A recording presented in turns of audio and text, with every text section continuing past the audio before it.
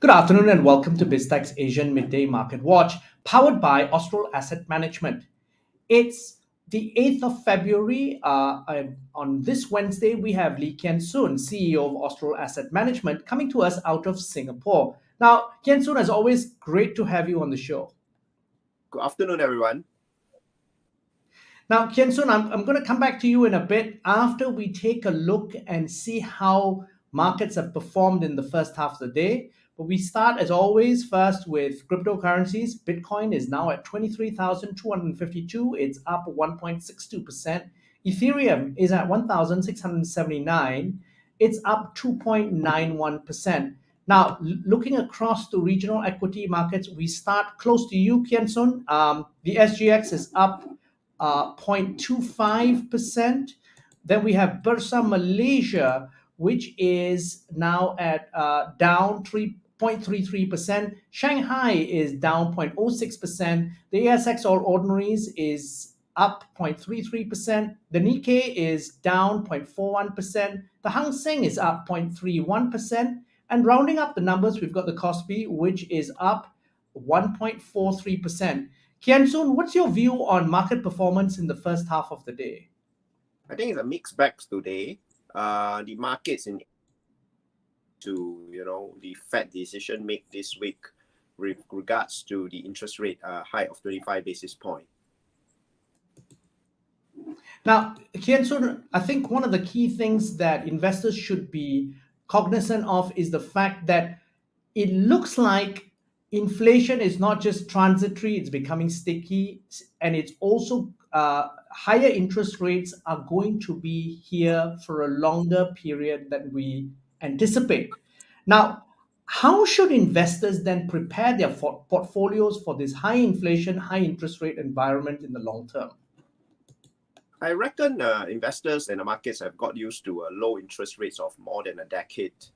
After the global financial crisis in 2008, it has been low interest rates since then, and investors, markets have all got used to it.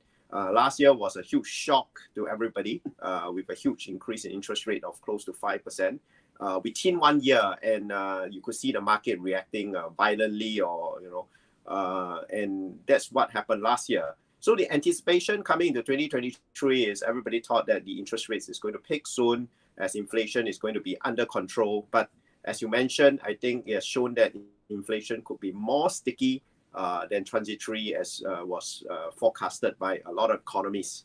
So given the situation, I think investors, markets have to be prepared for an environment where you could have an inflation of, let's say, 3 to 5% for more than 12 months. And at the same time, you actually have high interest rates at the same time. And this will have implications for a lot of asset classes. The fixed, with a high interest rate environment, the fixed income, the money market funds is all going to actually provide higher yield. And that's what I've observed investors, have been piling their money, in order to get the short-term gain of higher yield.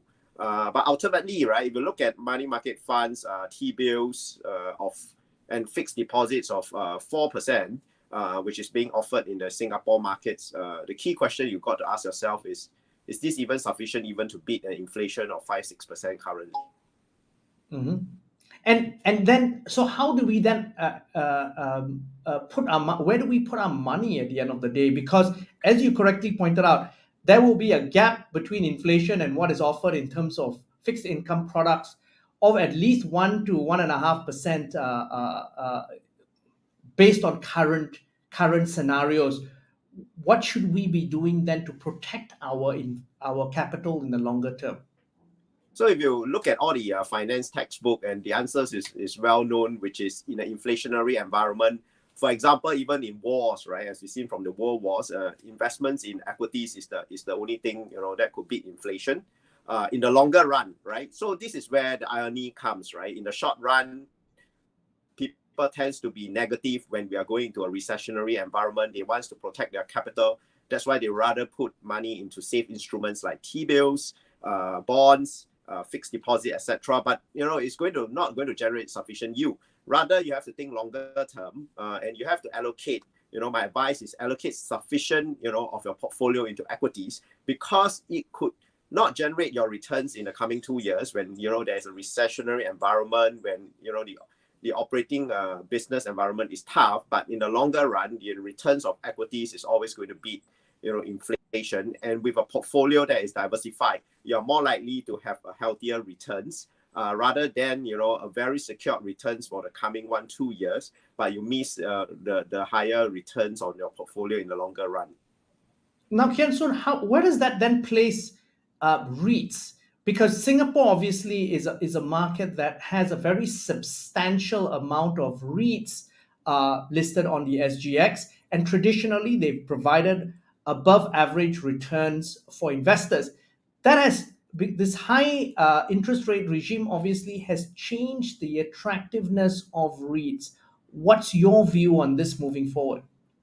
I think for the past decade, again, with interest rate hovering around 0 to 1+%, investments in REITs or REITs ETF yielding 4-5% always give investors something extra, because basically you have an extra of 3 to 4% spread over the risk-free interest rates, which is what investors have been bought into. But since interest rate has been rising, as you have seen last year, the prices of REITs, a lot of them have corrected fairly significantly, basically because there's a revision of cap rates as interest rate rise. And also at the same time, investors are asking themselves, right, if I'm getting a fixed deposit return of 4%, why would I want to invest in a REIT that only gives me 4.5%? As a result, we see the massive correction in prices for REITs, which means ultimately, a higher dividend yield for investors at the same time. So buying into REITs is challenging at the current moment because, investors can't really read the direction of whether interest rate is going to continue to rise. Higher interest rate ultimately affects the REITs in terms of their financing costs. And at the same time, as the cap rate changes, right, the gearing ratios of some of the REITs have a risk of, exceeding the 50% that was set, limit that was set by the regulators. So, by having, your gearing ratio close to 50%, ultimately will also trigger the need to raise funds through rights issues, which is going to further dilute existing shareholders. So this is a couple of challenges, when for the REIT holders, as they evaluate, the potential and the right timing to, increase their allocation or to, assign some of the allocations to the Singapore REITs. Now, Kian Soon, you've given us quite a few points for us to ponder over. Thank you very much for your insights, and thank you for coming on the show. You're most welcome. Now, we've been speaking to Lee Kian Soon, founder of the Astral Asset Management in Singapore, on BizTech's Asian Midday Market Watch, powered by Astral Asset Management. I'm Brian Fernandez. This show will be on our website, www.biztech.asia, as well as our social media platforms. It'll also be on our syndication partners, TV stations, radio stations, and websites. Thanks a lot for tuning in.